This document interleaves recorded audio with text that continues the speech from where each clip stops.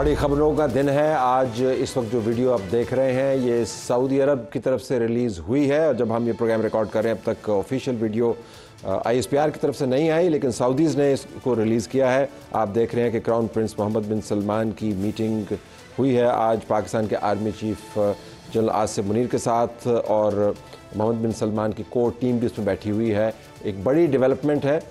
Army chief का tenure 5 साल होने के बाद ये पहली मीटिंग है जो आर्मी चीफ ने की है और मोहम्मद बिन सलमान की पॉलिसी और उनके मुल्क का पाकिस्तान के साथ राब्ता एक स्ट्रेटिजिकली इंतहाई अहम डेवलपमेंट है। अहम डेवलपमेंट्स में अगर आप दुनिया में देखें तो सबसे बड़ी खबर जो आपको बनती हुई नज़र आती है डोनाल्ड ट्रंप की वापसी। इसके ऊपर दिन भर तज्ज़िये आप सुनते रहे हैं, लेकिन अब चूँकि वहाँ पर हालात कुछ थम रहे हैं और जिनको डिफीट हुई है डेमोक्रेट्स को, कमला हैरिस को, वो दिल थाम के बैठे हैं लेकिन रिफ्लेक्ट भी कर रहे हैं कि हमारे साथ क्या हुआ। ये एक बहुत बड़ी तब्दीली है। तो डोनाल्ड ट्रंप ने इलेक्ट होकर फॉक्स न्यूज़ की रिपोर्ट के ऊपर कि मैं इलेक्ट हो गया हूँ, जब उनके असल वोट 266 थे, बराह रास्त अपना वास्ता जोड़ा खुदावंद ताला के साथ कि मुझे एक ख़ास पैगाम दिया, मुझे ख़ास मैंडेट दिया। आज सिर्फ डोनाल्ड ट्रंप ही नहीं जीता, सेनेट भी रिपब्लिकन्स ने मार लिया और अभी जो हाउस ऑफ रिप्रेजेंटेटिव्स का ट्रेंड चल रहा है अगर आप उसको देखें तो हाउस ऑफ रिप्रेजेंटेटिव्स में भी उनकी कंफर्टेबल मेजॉरिटी आएगी। तो ये बहुत कम हुआ होगा कि जब आपका सदर, आपका सेनेट और आपका हाउस ऑफ रिप्रेजेंटेटिव्स एक ही पार्टी के साथ बिलोंग करते हैं। और फिर ये तो तारीख़ में सिर्फ अमेरिका की दूसरी मरतबा हो रहा है। 1892 में एक मरतबा हुआ था कि एक सदर एक मरतबा अपनी टर्म जीते, उसके बाद फिर वो हारे, उसके बाद दोबारा वो जीते। तो बहुत बड़ा ये वाक़या है। इसके ऊपर हमारे पास स्टूडियोज़ में मौजूद नुसरत जावेद साहब, सहाफ़ी तज्ज़ियाकार, कामरान यूसुफ साहब, सहाफ़ी तज्ज़ियाकार, दोनों का शुक्रिया। हमें अमेरिका से ज्वाइन कर रहे हैं साजिद तारड़ साहब जो कुछ दिन पहले पाकिस्तान में हमारे प्रोग्राम में मौजूद थे, सरबराह हैं मुस्लिम फॉर ट्रंप और साबिक मुशीर भी हैं ट्रंप के, उनका भी शुक्रिया। और मारवी सरमद साहिबा जो अमेरिका में मौजूद हैं और अपना YouTube का चैनल भी चलाती हैं, तज्ज़ियाकार हैं, इनका बहुत शुक्रिया। पहले साजिद साहब अगर मैं आपसे बात कर पाऊँ, do we have him with us Sajid साहब? जी, तो साजिद साहब आपको बहुत मुबारक हो। ये तो फरमाइएगा कि इस तमाम विक्ट्री की वजह क्या बनी?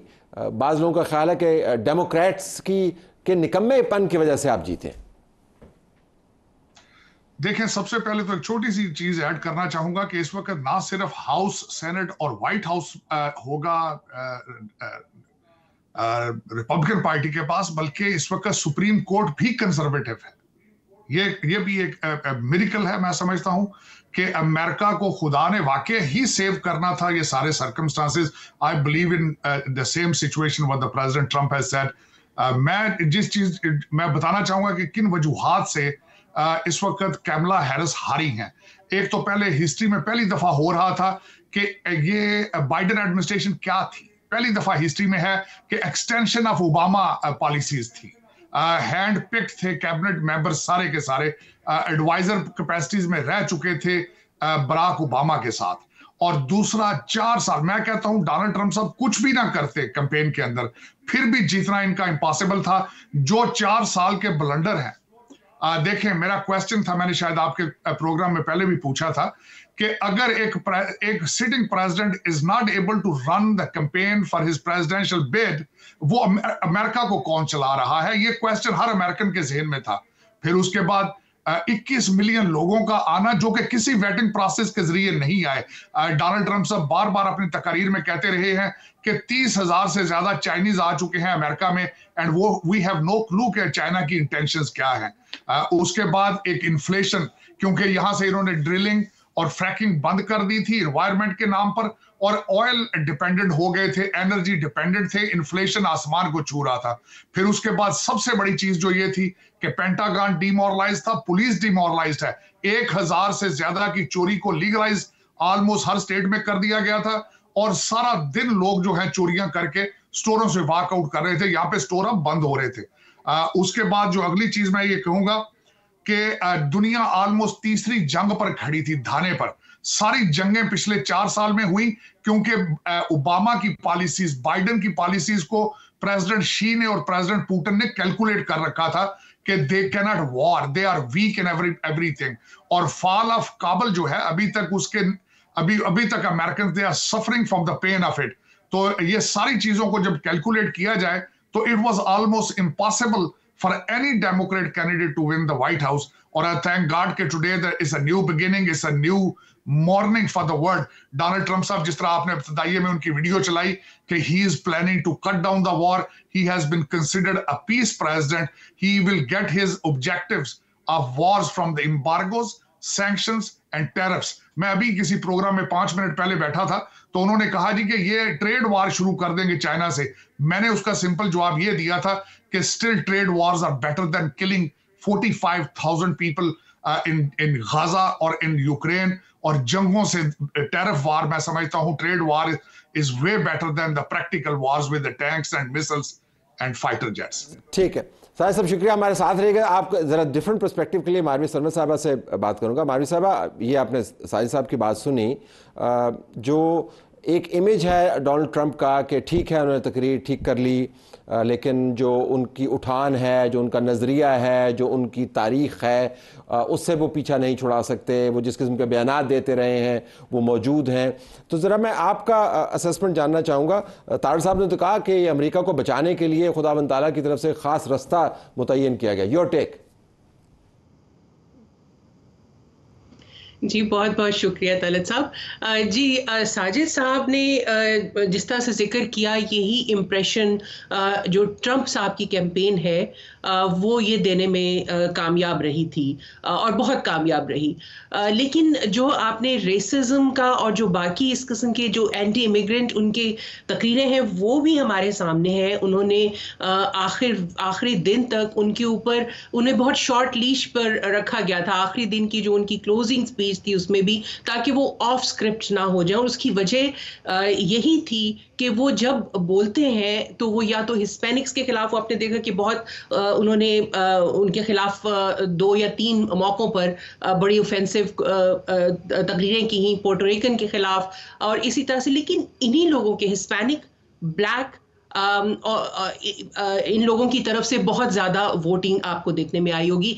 इस गैर मामूली परसेंटेज से वोट डाला है, गैर मामूली परसेंटेज से। वो परसेंटेज जो डेमोक्रेट्स के साथ एसोसिएटेड थी वो अब रिपब्लिकन्स ने क्लेम किया। लेकिन एक मैं वैसे बता दूं, जो उनकी आखिरी रैपिड में तकरीर थी वो एक्सटेम्पोर थी।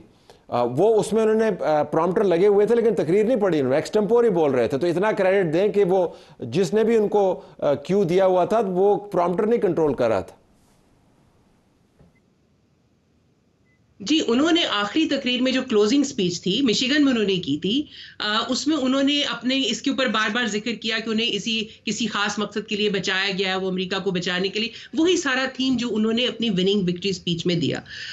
मैं आपको कहना ये चाह रही हूँ तलत साहब कि जो एक अनप्रेसिडेंटेड आपको वोटर नजर आता है, black American, African American, Hispanic voters, मुसलमान वोटर्स, जो मिशिगन में खास तौर पर देखिए, जो ट्रंप कैंपेन थी वो बहुत साइंटिफिकली चली है। उन्होंने मुख्तलिफ कम्युनिटीज को रीच आउट किया।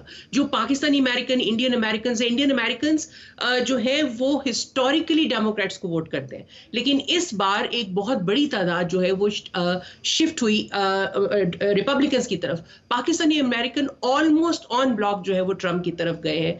और ये सिर्फ रिच पाकिस्तानी अमेरिकन नहीं है जो हमें नजर आता है कि वो पीटीआई के साथ है। चूंकि ये मैंने पिछले 2 महीने में दर्जनों अफराद को इंटरव्यू किया, उसमें Pakistanis, Indians, Bangladeshis, Hispanics, African American, दर्जनों लोग हैं। तो उस ज्यादातर देखिए जो एंटी इमिग्रेंट, हमें लगता है कि बड़ी एंटी इमिग्रेंट स्पीच हो गई है, मगर यहाँ पर जो हिस्पैनिक्स हैं या जो दूसरी इमिग्रेंट कम्युनिटीज हैं वो इसको पसंद करती हैं।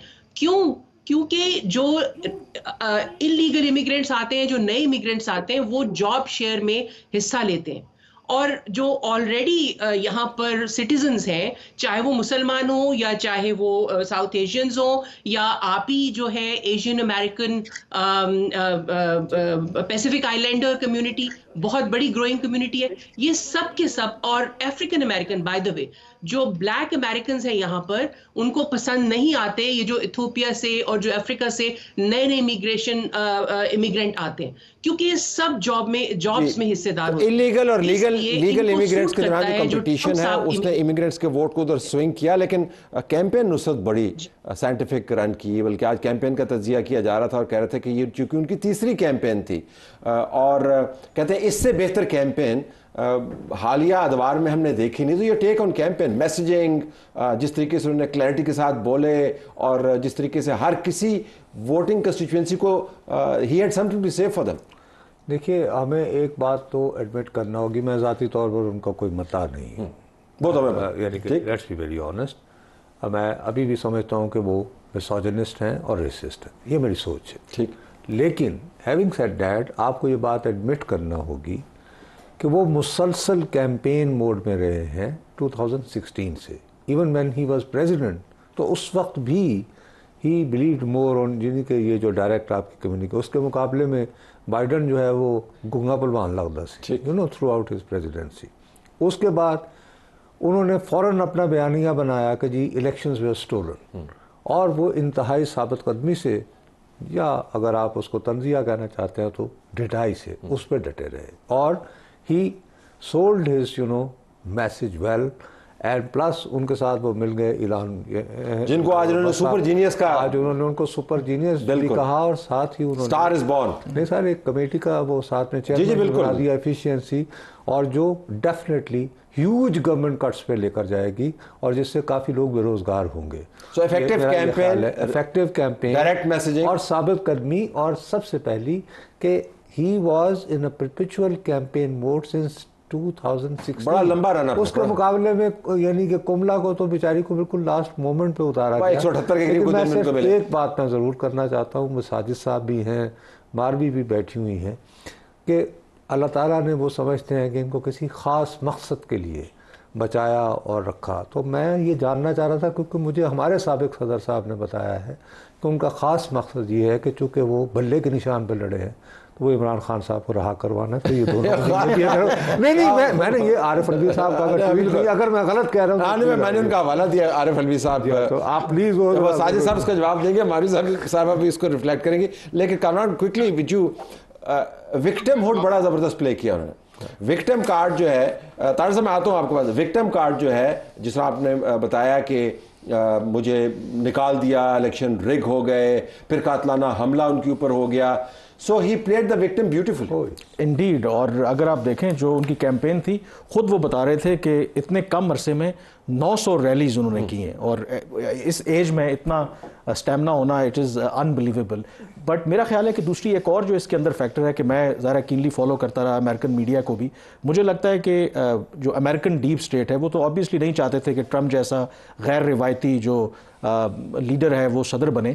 तो उधर अगर आप देखें तो वो मुसलसल जो रिपोर्टिंग कर रहे थे, जो पोलस्टर्स थे, वो जो फ़र्क दिखा रहे थे जी बड़ा कम फ़र्क है। और मैं 2-3 दिन पहले तारड़ साहब को सुन रहा था, तो वो भी बात वैसे ठीक है कि अब जब नताइज आए हैं, लगता है कि जो बेशतर वहाँ पर मीडिया था उनकी बदनीति थी, शायद ऑन ग्राउंड उनको चीज़ें पता थी, क्योंकि जब नताइज सामने आए हैं तो वो तो बिल्कुल क्लीन स्वीप है, कहीं भी वो नज़र नहीं आ रहे थे। तो आई थिंक और उसके अंदर फिर एक और जो दूसरा फैक्टर हमें नहीं भूलना चाहिए कि ज़ाहिर है कि उनकी एक अपनी अपील है, मसलन जो प्रेसिडेंशियल डिबेट जो एक ही हुई कामला हारिस के साथ, जिसमें उन्होंने कहा कि जो गैर कानूनी तारकीन वतन हैं वो अमेरिकन के जो पेट्स हैं, बिल्लियाँ, कुत्ते, वो ज़बह करके खा रहे हैं। हालांकि उस पर रिजॉइंडर्स और रिबटल्स कि ये बिल्कुल झूठी खबर है, लेकिन उसके बावजूद जो उनके सपोर्टर्स हैं वो उन पे बिलीव करते हैं। एंड मोर इम्पॉर्टेंटली वहाँ पर जो जैसे अब ऐसा नहीं है कि सिर्फ जो वाइट ने उनको वोट दिए हैं या जो ब्लैक्स ने जोली भर के वोट दिए हैं, लैटिनोज ने दिए हैं, हिस्पैनिक्स ने दिए हैं, और इसमें इफ आई क्विकली ऐड, मतलब कुछ अर्सा पहले मेरी एक बड़े इन्फ्लुएंशियल पाकिस्तानी अमेरिकन पाकिस्तान आए हुए थे, तो उनसे मेरी बात हुई तो उन्होंने ये प्रेडिक्ट किया था। उन्होंने क्या कहा था? उन्होंने कहा जो डेमोक्रेट्स हैं वो इतने लिबरल हो गए हैं कि कहता है कि अब जो हार्ड कोर वहाँ पर जो राइट विंग क्रिश्चियंस हैं वो भी परेशान हैं कि मसलन आप बच्चे स्कूल में जाते हैं, उनसे उनकी ओरिएंटेशन पूछते हैं कि इस तरह की चीज़ें, तो इससे ना सिर्फ जो क्रिश्चियंस थे बल्कि वहाँ पे जो मुसलमान थे ब्रॉडर पॉलिसी को छोड़ दें, वो भी बड़े अनकंफर्टेबल थे कि ये डेमोक्रेट जो हैं ये आखिर अमेरिका को किस तरफ लेके जा रहे हैं। That's a great point. That's a great. तो साजिद साहब जरा इसके ऊपर रिस्पॉन्ड कीजिएगा, नुसरत साहब ने कहा, जरा गो अहेड। देखिए, नुसरत साहब ने बिल्कुल सही कहा है। कल मेरे कई जो ओवरसीज पाकिस्तानी यहाँ पे जो कई कागजी शेर हैं वो एक्सपेक्ट कर रहे थे कि शायद डोनाल्ड ट्रंप साहब आते ही पूछेंगे इमरान खान किथे, लेकिन इस तरह नहीं हुआ, ना इस तरह होना है। मेरे ख्याल में एक ऐसी पार्टी जो कि सिर्फ यूट्यूब की पार्टी है और लोगों को हमेशा, और यूट्यूब की इनकम पे चल रहे हैं सारे सपोर्टर ज्यादा, मेरे ख्याल में उनके लिए एक बहुत बड़ा शाख था कल के डोनाल्ड ट्रंप साहब ने कुछ नहीं कहा, बल्कि कई और पाकिस्तान उनके रेडार पे भी नहीं है इस वक्त। अगर देखा जाए तो ये भी ज्यादती है कि लोगों को बार बार बताना। इस वक्त उनके टेबल के ऊपर जंगे हैं, इन्फ्लेशन है, 21 मिलियन इलीगल इमिग्रेंट्स हैं जो वेटिंग प्रोसेस के बगैर आए हैं, जिनमें 30,000 चाइनीज हैं, 13,000 उनमें से क्रिमिनल हैं जो जेलों से निकल के साउथ अमेरिका से आए हैं। तो दर हकीकत मैं समझता हूं नुसरत साहब की बात का मैं इनको सेकंड करूंगा। ये गलत एक परसेप्शन क्रिएट करना कि वो आते ही अडियाला जेल के सामने आ जाएंगे, this is wrong, this is very wrong. हमारे साहब जरा इसके ऊपर वापस आइएगा। कैंपेन्स का नुसरत ने और जिक्र किया और कामरान ने बड़ा अच्छा नुक्ता बताया जो मैं भी सोच रहा था कि हमें तो नेक एंड नेक बताया गया, बल्कि कल परसों मैं प्रोग्राम कर रहा था तो मैंने ये कहा कि it is too close to call. तो जाहिर है हम यही सुन रहे थे कि बहुत करीब है, लेकिन वाकईतन फ़र्क बहुत ज़्यादा है। जो बैटल ग्राउंड स्टेट्स हैं उनके अंदर हम सुबह से देख रहे थे जो ट्रेंड है वो मुसलसल ट्रंप के हक़ में था। फिर हमने सेनेट के इंतखाबात देखे उनकी सीट्स पे, फिर हाउस ऑफ रिप्रेजेंटेटिव्स के इंतखाबात हमने देखे। सो ये क्या मीडिया से मिस हो गया या एक लिबरल बायस था डोनाल्ड ट्रंप के खिलाफ?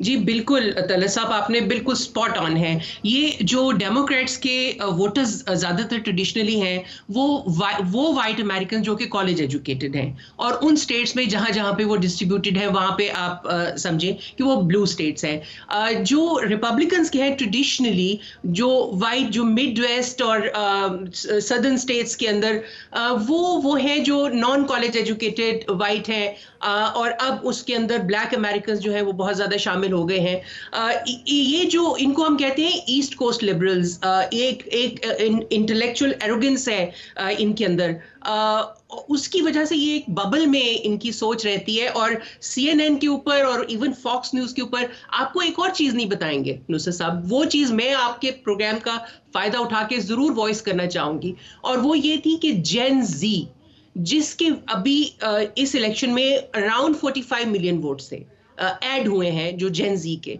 ये सबके सब डेमोक्रेट्स के शदीद खिलाफ है because of Gaza. Joe Biden की पॉलिसी रही है, जिस तरह ब्रेजनली वॉर क्राइम्स को सपोर्ट किया गया है, और जिस तरह से यहाँ पर ह्यूमन राइट्स का मजाक उड़ाया गया और फ्रीडम ऑफ स्पीच का मजाक उड़ाया गया, it is egg on the face of American democracy. और इसके खिलाफ भी रिबेलियन हुआ है जेन जी के अंदर। एंड कमला हैरिस की जो कैंपेन थी, बार बार हमने देखा कि वो अंदर तकरीर कर रही होती थी और बाहर जो है ये बच्चियां यूनिवर्सिटियों के ये गजा के लिए और सीज फायर के लिए प्रोटेस्ट कर रहे होते थे।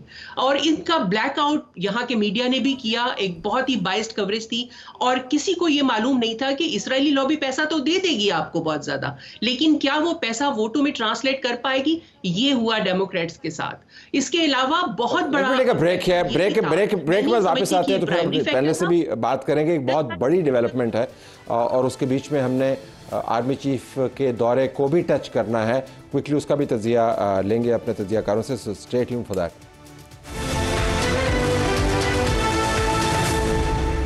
प्रोग्राम में खुशामदीद नाज़रीन। बड़ी डेवलपमेंट्स की हम बात कर रहे हैं। हमने आर्मी चीफ की सऊदी अरब में MBS के साथ मुलाकात का तज़किरा किया। नुसरत साहब क्विकली अगर आप उसके ऊपर भी कमेंट करें, चाहे वेरी सिग्निफिकेंट डेवलपमेंट और इस तनाजुर में कि अब दुनिया में एक ट्रंप मज़ीद आ गया है और आर्मी चीफ MBS सऊदी अरब। सर मैं दोबारा अपने साबिक सदर साहब के ट्वीट का हवाला दूंगा।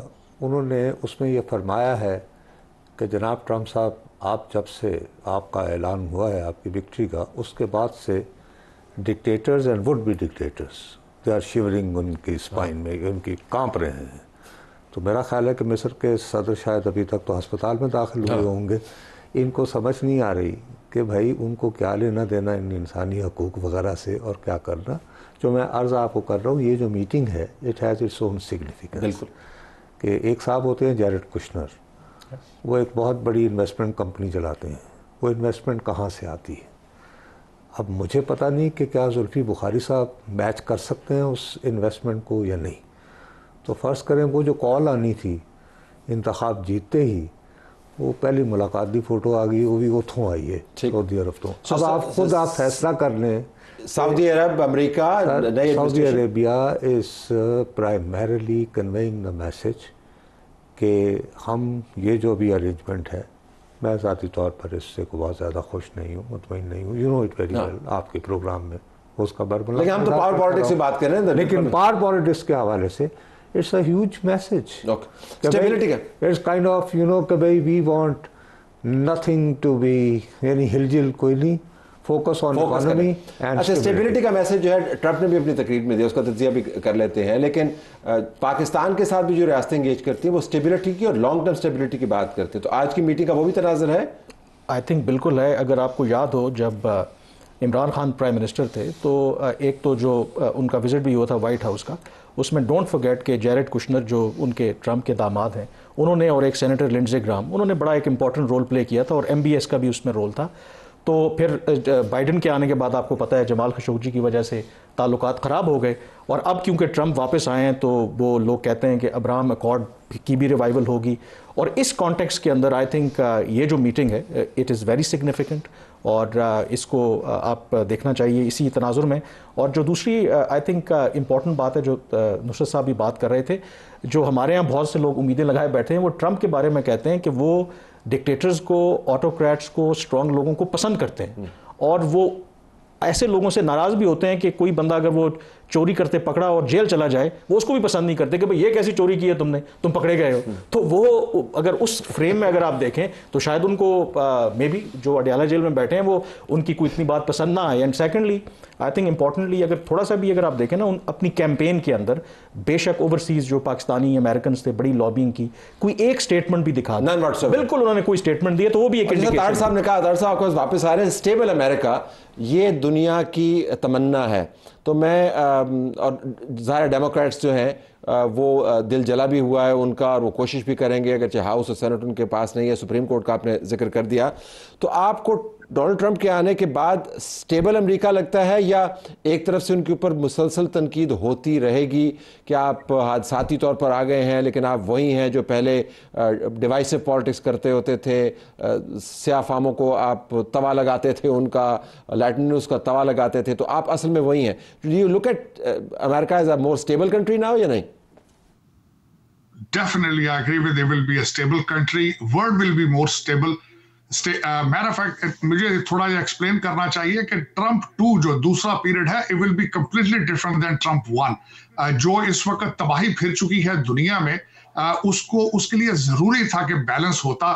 मैंने आपको पहले अर्ज किया है कि जो आपकी ओबामा की एक्सटेंशन थी Biden regime, they were very predictable by the president she और पुतिन। और इस वक्त डोनाल्ड ट्रंप साहब बार बार इस चीज का इजहार कर चुके हैं कि अगर वो प्रेसिडेंट होते, ना जंगे होती या ना चाइना रशिया अलायंस होता। और अमेरिका की स्टेबिलिटी की हालत ये है कि आप खुद अंदाजा लगा लें कि पेंटागन डिमोरलाइज्ड, हमारी police demoralised, Kamala Harris founder of the defending police, हमारा हर शहर जो है वो वार जोन बन चुका है। जरूरी था कि नॉर्मलेसी आती, नॉर्मल लोग आते जो कि बिलखसूस बिजनेस माइंडेड होते। दूसरा मैं ये इसमें अर्ज करना चाहूंगा कि इस वक्त democratic values, this is an international phenomenon के they are in decline. Authoritarianism is on the rise. ये सिर्फ अमेरिका का मसला नहीं है, पूरी दुनिया के अंदर हालात ये हैं कि जो हमारे लीडर, जो हमारे पॉलिटिशियन जो गैप छोड़ रहे हैं, कमजोर लीडरशिप है, उसको किसी ना किसी गैप ने फिल करना होता है। और इस वक्त this is how the bureaucracy, either you call establishment, they are filling in the gap. लेकिन मेरे ख्याल में Donald Trump will be not only good for America, he will be good for the world. Maroof sahab जरा इसके ऊपर आएगा, जो different Donald Trump होगा, ये बहस हो रही है पाकिस्तान के अंदर। ये तवक्कुआत लगाए बैठे थे कि पहले टर्म के अंदर जो जिस किस्म का उनका रवैया था, जिस किस्म के उनके बयानात थे, जिस किस्म की उनका मूड होता था, वो सब बिल्कुल मुख्तलिफ होगा। और रिपब्लिकन्स ने चूंकि इतना बड़ा काम कर लिया है तो वो भी डोनाल्ड ट्रंप के ज़रिए अपनी साख को दोबारा से बरकरार भी करेंगे और उसको रिस्टोर भी करेंगे। तो देयर इज़ अ पॉसिबिलिटी कि डोनाल्ड ट्रंप की एडमिनिस्ट्रेशन सबको सरप्राइज कर दे। देयर इज अ पॉसिबिलिटी तला साहब, और ये भी है कि ये पॉसिबिलिटी है कि towards negative side surprise, shock कर दे, क्योंकि मैं आपको याद दिलाऊंगी प्रोजेक्ट 2025 की, जिससे ट्रंप साहब ने काफ़ी दफ़ा अपने आप को डिसएसोसिएट करने की कोशिश की है, लेकिन जो उसके ऑथर्स हैं उनका और ट्रंप कैंपेन का बहुत गहरा ताल्लुक है, रिपब्लिकन्स के साथ उनका गहरा ताल्लुक है। अब इस उसको देखा जाए प्लान को, तो उसके मुताबिक तो इनकी एक तो चाइना, इंडिया और यूरोप के साथ जो टैरिफ्स को हाई करने की ये बात कर रहे हैं, तो जो ट्रेड का बैलेंस है पूरी दुनिया में उसके खराब होने का अंदेशा है। साउथ एशिया पॉलिसी आपको याद होगी 2018 में जो इन्होंने अनवेल की थी, जब इमरान खान साहब आए थे, और by the way Imran Khan साहब को ट्रंप साहब ने भी फोन नहीं किया था, मुबारकबाद का, ये भी आपको याद दिलाना चाहूंगी। लेकिन उस पॉलिसी में उन्होंने पाकिस्तान के ऊपर खास तवज्जो दी थी। आपको याद होगा कि उसमें उन्होंने पाकिस्तान को बहुत कड़े लफ्जों से कहा था कि आपको ये टेररिज्म को और इसको सपोर्ट करना बंद करना होगा, जी बिल्कुल, और हमसे पैसे लेते रहे हैं और हमारे साथ ये इस तरह करते, ट्वीट भी कर दिया था, मेरे ख्याल न्यू ईयर के ऊपर किया था। जी बिल्कुल। और उसके बाद जो है वो अफगानिस्तान में जो जिस तरह से बाइडेन ने जो किया, वो एक सबसे बड़ा इनका पॉइंट था, क्योंकि उसी पॉलिसी में जो 2018 में उसमें कहा गया था कि अफगानिस्तान को इस तरीके से वहां से निकलेंगे अमेरिकन के अमेरिकन इंटरेस्ट के ऊपर कोई हर्फ ना आए और तालिबान को बगैर किसी कंडीशन के गवर्नमेंट ना मिले। अब वो सब कुछ बाइडेन ने उसका उलट किया और कैंपेन में बहुत बड़ा टर्म के अंदर इम्पैक्ट जो है इनका वो लाजमी होगा। अब शॉक करेंगे या सरप्राइज करेंगे, नुसरत हम बात कर रहे थे इधर, तो अभी मोहम्मद बिन सलमान क्राउन प्रिंस ने टेलीफोन कॉल किया डोनाल्ड ट्रंप को और उनको मुबारकबाद दी है, और सऊदी गजट ने दोनों की तस्वीर जो है साथ खड़े हुए रिलीज की है। सो इन अ वे प्रोबब्ली द फर्स्ट लीडर, बिल्कुल सबसे पहले उन्होंने किया तो आर्मी चीफ की मुलाकात और उसके साथ उनके साथ रब्ता। हम ये नहीं कह रहे कि कोई मैसेजिंग हो रही है, लेकिन ये जिक्स्टा पोजीशन बड़ी दिलचस्प है। नहीं सर, वो मैं आपसे ऑप्टिक्स की बात कर रहा हूँ। एक सीधी सादी बात है जी, मुझे सिर्फ ये बताएं कि ट्रंप की इस वक्त कौन सी गोट पाकिस्तान में फंसी हुई है जिससे निकलने के लिए उसको इमरान खान साहब की अडयाला जेल से रहाई मकसूद है। मुझे अगर कोई ये समझा दे तो मैं यकीनन, मैं नहीं बेवकूफ़ आदमी हूँ। आप ये देखिए कि मैं आपको बताऊँ, मैंने इतनी गौर से, आदत है आपकी तरह ये पढ़ना वढ़ना, मैं बहुत कि जी डेड हीट है जी बड़ी, मैं बड़ी इंतहाई रौनक से कहता रहा कि 4-5 दिन तो शायद हमें रिज़ल्ट ही ना आए। अब कल मैं एक शुक्रगुजार हूँ, जैसे हमारी मालवी सरमन बहुत दरीना दोस्त हैं, इसी तरह के एक दोस्त हैं, ज़ाहिर दिल से वो कमला हैरिस की बहुत, मैंने उनको टेलीफोन किया, मैंने कहा हाँ भाई यानी मसले तो बह गई हैं। कहती है मसले से बात आगे जा चुकी है, ट्रंप जीत रहा है। मैंने कहा कैसे? मैंने कहा यार मैं रोज़ाना अखबार पढ़ता हूँ ये वो। उन्होंने मुझे एक बेटिंग साइट पे जाने का मशवरा दिया, वहाँ पे $1 बिलियन जो थे वो ट्रंप के हमारे पे लग चुके थे। मैंने भी टीवी बंद कर दिया। मैंने वही फैसला किया, नहीं मैंने बखुदा उसके बाद ये फैसला किया कि इल्मो बस करी हो यार, आइंदा कभी भी अमेरिका की पॉलिटिक्स को समझना, देखो भी कि बैटिंग में क्या रेट। ये बड़ा दिलचस्प आपने जिक्र किया, लेकिन कैंपेन वालों ने, ट्रंप की कैंपेन वालों ने ये बता दिया था कि हमारे यहाँ के 4 बजे तक कितने रिजल्ट्स आ चुके होंगे, 6 बजे तक कितने रिजल्ट्स आ चुके होंगे, and they got it right like सिर्फ 10 out of 10 almost. Exactly, I think. लेकिन इसमें जो चीज़ है ना, जो आप सऊदी क्राउन प्रिंस की भी बात कर रहे थे, आई थिंक ये भी बात करनी चाहिए। हम सारी डिस्कशन हमारी वो इमरान खान के रिवॉल्व करती है, पाक US रिलेशनशिप, ऑफ कोर्स उसका ब्रॉडर पर्सपेक्टिव भी है। उसमें जो एक चैलेंज जो पाकिस्तान के लिए आएगा, वैसे तो बहुत से चैलेंजेस हैं, कि अगर ये क्लोजनेस बढ़ेगी तो मेरा ये मानना है कि एक दफ़ा फिर जो ट्रंप हैं वो कोशिश करेंगे अब्राहम अकॉर्ड रिवाइव हो, जो अरब कंट्रीज़ हैं वो रिकग्नाइज़ करें इसराइल को। लास्ट टाइम भी आपको पता है कि पाकिस्तान के ऊपर दबाव आया था, तो ये पाकिस्तान के लिए कोई इतना आसान चैलेंज नहीं होगा। तो ये वो जो गोट की बात कर रहे थे, तो यहाँ पर आकर वो गोट फंस सकती है, क्योंकि सऊदी अरब या जो बड़े मुस्लिम ममालिक हैं वो चाहते हैं कि हम स्टेप लेने से पहले, पाकिस्तान दुनिया की, मुस्लिम दुनिया की वाहिद न्यूक्लियर ताकत है, कि पहले हम ज़रा स्टेप लें ताकि उधर भी उनके यहाँ माहौल बने, बावजूद इसके कि वहाँ पे बादशाहत है, लेकिन जो पब्लिक ओपिनियन है इवन आफ्टर गाज़ा, तो वो तो बिल्कुल भी हक में नहीं है कि आप चारों का बहुत शुक्रिया। नाज़रीन, ये जानना बड़ा ज़रूरी है कि पाकिस्तान तहरीक इंसाफ क्यों खुश है खाम खा, बावजूद इसके कि तमाम शवाहिद इस सिमत में इशारा कर रहे हैं कि दुनिया स्टेबल एडमिनिस्ट्रेशन के साथ डील करना चाहती है, दुनिया अमेरिका में स्टेबल एडमिनिस्ट्रेशन देखना चाहती है और अमेरिका दुनिया भर के अंदर अहम खित्तों में स्टेबल एडमिनिस्ट्रेशन देखना चाहता है। लेकिन पीटीआई क्यों खुश है, अगले हिस्से में। नाज़रीन, इंतखाबात पर पाकिस्तान तहरीक इंसाफ का मौक़िफ़ भी जान लेते हैं। हमारे पास अली महमूद खान साहब मौजूद है, तहरीक इंसाफ के सीनियर लीडर। अली साहब, अस्सलाम वालेकुम।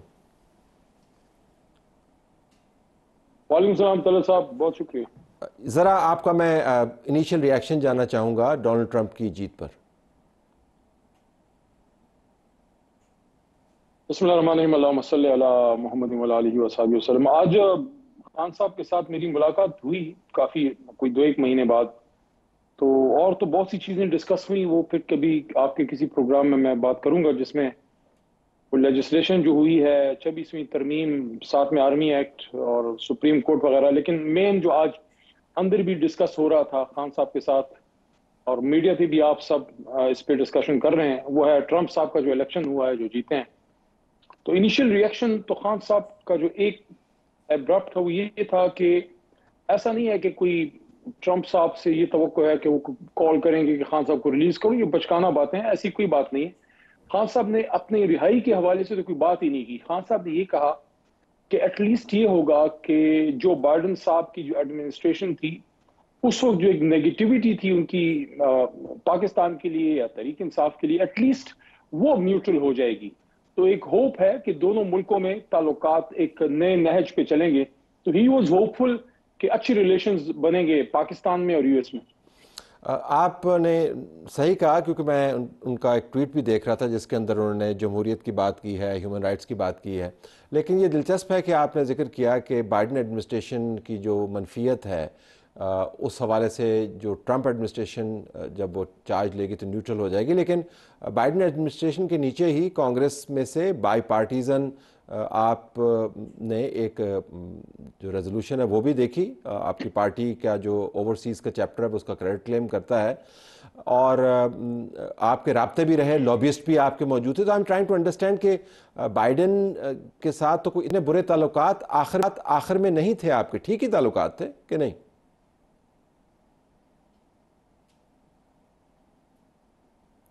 देखें तले साहब, आज अडियाला में खान साहब ने एक बार फिर जिक्र किया डोनाल्ड लू के लेटर और रिजीम चेंज का। तो वो सारा कुछ तो हुआ बाइडन साहब की एडमिनिस्ट्रेशन के नीचे, और ये भी उन्होंने कहा कि ट्रंप साहब जब प्रेसिडेंट थे तो खान साहब का बतौर वजीर आजम उनसे एक दोस्ताना ताल्लुक था। बल्कि खान साहब ने कहा कि अक्सर फोन पे ट्रंप साहब से रब्ता रहता था। जाहिर है उसमें कोई ज़ाती ताल्लुकात तो नहीं डिस्कस होते। जब दो हेड ऑफ स्टेट या चीफ एग्जीक्यूटिव बात करते हैं, आपको उसका मेरे से ज़्यादा बखूबी इल्म है। पाकिस्तान और यूएस के रिलेशंस, या हमारे जो ओवरसीज़ वहाँ हैं, जो हमारे स्टूडेंट्स जाते हैं, जो बिजनेस कम्युनिटी है, उसके साथ साथ हमारे उनसे एक स्ट्रेटेजिक ताल्लुक भी है। तो उस हवाले से वो होपफुल थे कि ट्रंप साहब जब प्रेसिडेंट थे तो एक बहुत पॉजिटिव रिलेशनशिप डेवलप हो रही थी पाकिस्तान और यूएस के बीच में। अब जाहिर है बाइडन साहब के नीचे ये सारा हुआ है, रिजीम चेंज रोल जितना भी है, लेकिन एक ब्लेटेंट इंटरफेरेंस तो हमारी अपनी नेशनल सिक्योरिटी कमेटी ने डिक्लेयर की थी। वो एक नेगेटिविटी है, जो अब हमारी होप है कि वो नेगेटिविटी जाएगी। बाकी आप सियासत अपने दम पे करते हैं, हम अपनी अदालतों में पेश हो रहे हैं, हम स्ट्रीट मूवमेंट में हैं, हम एहतजाज कर रहे हैं। अल्लाह करेगा इंशाल्लाह खान साहब जल्द निकल आएंगे। अच्छा, आपकी पार्टी के बाज़ हल्के जो हैं वो इस लाइन से ज़रा परे हैं, ओवरसीज़ वाले तो काफ़ी परे हैं। वो तो मैं नहीं समझता कि वो पार्टी की पॉलिसी को रिप्रेजेंट कर रहे होंगे, क्योंकि जिस तरह आपने बताया कि आपके खुद उनसे मुलाकात हुई है और बाकी जगहों से भी रिपोर्ट हुई है, पहले भी आपने ये स्टेटमेंट दी है। तो हम इसी को मुस्तनद पार्टी पॉलिसी जानेंगे। लेकिन मैं देख रहा था जिस तरह सदर एक्स प्रेसिडेंट अलवी साहब ने जो लेटर तहरीर किया, उसके मंदरजात भी आपकी नज़र से गुजरे होंगे, कुछ और ट्वीट्स भी गुजरे होंगे, तो लगता यूँ है कि एक किस्म की खुशी है जिसका ताल्लुक बराह रास्त इस उम्मीद से है कि ट्रंप के आने से इमरान खान के जेल से निकलने का मामला भी खुलेगा। मैं ज़रा आपकी रिफ्लेक्शन उसके ऊपर जानना चाहूँगा। ये नहीं है कि पार्टी पॉलिसी है, लेकिन ये सेंटिमेंट तो है ना। मैं इस तासुर को रद्द नहीं करता। एक होप है कि एडमिनिस्ट्रेशन चेंज होने से जो एक मनफी एक रवैया था बाइडन साहब का, मुझे नहीं पता बाइडन साहब का क्या इशू था हमसे या खान साहब से। खान साहब तो एक पॉजिटिव आदमी हैं, एक इंटरनेशनल लेवल के एक सेलिब्रिटी भी हैं, एक बड़े लीडर हैं, और वो तो बड़े एक तरह से ब्रॉड उनका व्यू इस तरह से है कि वो तो वेस्ट के बारे में उनका कोई नैरो व्यू नहीं है। वो तो चाहते हैं कि हमारे उनसे ताल्लुक हो, सबसे हो, लेकिन आका और गुलाम का नहीं, एक दोस्ती का, एक कॉपरेशन का। तो वो एक्सपेक्ट कर रहे थे उधर से बाइडन साहब के नीचे वो सारा रजीम चेंज का सारा हो गया, तो एक होप तो बहरहाल है, मैं तो समझता हूं। लेकिन ये कहना कि नहीं ट्रंप साहब खान साहब को रिलीज कराएंगे, ये थोड़ा ज्यादा ओवर थिंकिंग है, थोड़ा ज्यादा ओवर सिंप्लीफिकेशन है इस पूरे प्रोसेस का। एक स्टेट की पॉलिसी होती है उनकी, वो अपने मफादात को देखते हैं, हम अपने मफादात को देखते हैं। हाँ यह है कि चेंज ऑफ गार्ड हुई है, एक प्रेसिडेंट यूएस का चेंज हुआ है, जाहिर उससे एक बड़ी पॉलिसी शिफ्ट एक्सपेक्टेड है। जहां तक ओवरसीज पाकिस्तानी का ताल्लुक है, तलत साहब आप खुद बाहर, आखिरी बात, आप बाहर खुद ट्रैवल करते हैं, आपको पता भी है चीजों का, आपको अंदाजा है। ओवरसीज पाकिस्तानी का कोई इंटरेस्ट ये नहीं है कि अली मोहम्मद हो, खान हो, फलाना हो, कोई हो, उनका इंटरेस्ट पाकिस्तान। उनको इमरान खान में एक नजर आता है कि खान साहब के नीचे पाकिस्तान ज्यादा बेहतर परफॉर्म कर सकता है, इसलिए ओवरसीज मेजॉरिटी जो है खान साहब के साथ है। उन्होंने एक कोशिश की है, कर रहे हैं, यूके में कर रहे हैं, यूएस में कर रहे हैं, एहतजाज कर रहे हैं, पब्लिक वो सफेयर में जाके लोगों से कन्विंसिंग करते हैं कि खान साहब की रिलीज हो। ये एक नेशनल प्रोसेस है। ओवरसीज पाकिस्तानी जहां होंगे उनको पाकिस्तान के लिए जो बेहतर होगा वो करेंगे। ये समझना कि सारा कुछ हम कर रहे हैं, हम उनको सारा कुछ नहीं कहते, लेकिन हम उनसे डिसोसिएट भी नहीं है, वो हमसे कनेक्ट हैं, वो हमारे ओवरसीज पाकिस्तानी के चैप्टर हैं। लोग बड़ा उधर अच्छा काम कर रहे हैं, शहबाज गिल साहब हैं, जुल्फी बुखारी साहब हैं, शहरियार खान अफरीदी साहब हैं, कासिम सूरी साहब हैं, और हमारे बहुत से वहां की लीडरशिप, वो अपनी तई जो मुनासिब समझते हैं, बहुत सी चीजें वो कोशिशें कर रहे हैं कि उनका लीडर बाहर निकले। मैं समझता हूं हमें उनके जज्बे को सराहना चाहिए। मैं सिर्फ ये वजाहत कर दूं कि ये जितनी लॉबिंग का मैंने जिक्र किया, ये आपके ऑफिशियल चैप्टर्स के ज़रिए ही है, ये पीटीआई ऑफिशियल चैप्टर्स हैं जो लॉबिंग कर रहे हैं। तो आप इसको ओवरसीज़ पाकिस्तानी तमाम का नुमाइंदा तो नहीं कह सकते, लेकिन ये ज़रूर होगा कि आपकी पार्टी ने बड़ी लॉबिंग की है। और जिन नुमाइंदगान का आपने जिक्र किया, जुल्फी बुखारी का, शहबाज गिल का, अफरीदी साहब का, ये तमाम लोग जो हैं ये हादसाती तौर पर ओवरसीज़ हैं।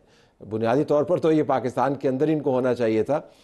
तो इनकी लॉबिंग की बात कर रहा हूं, तो ज़ाहिर पार्टी को ही रिप्रेजेंट कर रहे हैं। हमारे जितने ओवरसीज चैप्टर्स हैं वो कोशिश करते हैं कि पार्टी की पॉलिसी को वो आगे लेके चलें, जो उनको मुनासिब समझता है। एट द स्पॉट वो डिसीजंस भी लेते हैं, क्योंकि हर वक्त पॉसिबल नहीं है कि वो हर वक्त बैरिस्टर गौहर से या उमर अयूब साहब से या राजा साहब से वो राब्ते में हो। लेकिन पुराने लोग हैं, पार्टी के पुराने स्टालवर्ट हैं, उनको पता है पार्टी की पॉलिसी क्या है। इसमें साहबजादा जहांगीर साहब का मैं नाम लेना चाहूंगा, खान साहब के पुराने साथी हैं, जमाना हो गया, शायद आप भी उनको जानते होंगे। अपना बरकी साहब है वहां, तो ये सारे लोग वहां, आतिफ साहब हैं, एक हमारे आतिफ खान हमारे पाकिस्तान में मिनिस्टर रहे हैं, एक आतिफ साहब हमारे यूएस में चैप्टर में भी हैं। तो ये सारे लोग बेचारे वहां अपनी कोशिशें कर रहे हैं। क्या कोशिश कर रहे हैं? अपने मुल्क के लिए, कि हमारा मुल्क बेहतर हो। हाँ, मैं ये नहीं क्लेम करता कि 100% ओवरसीज हमारे साथ है, लेकिन मैंने एक लफ्ज यूज किया कि मेजॉरिटी, अक्सरियत जो है वो खान साहब के साथ। Fair enough. बहुत शुक्रिया अली मोहम्मद खान साहब, आपने हमें ज्वाइन किया। Thank you very much.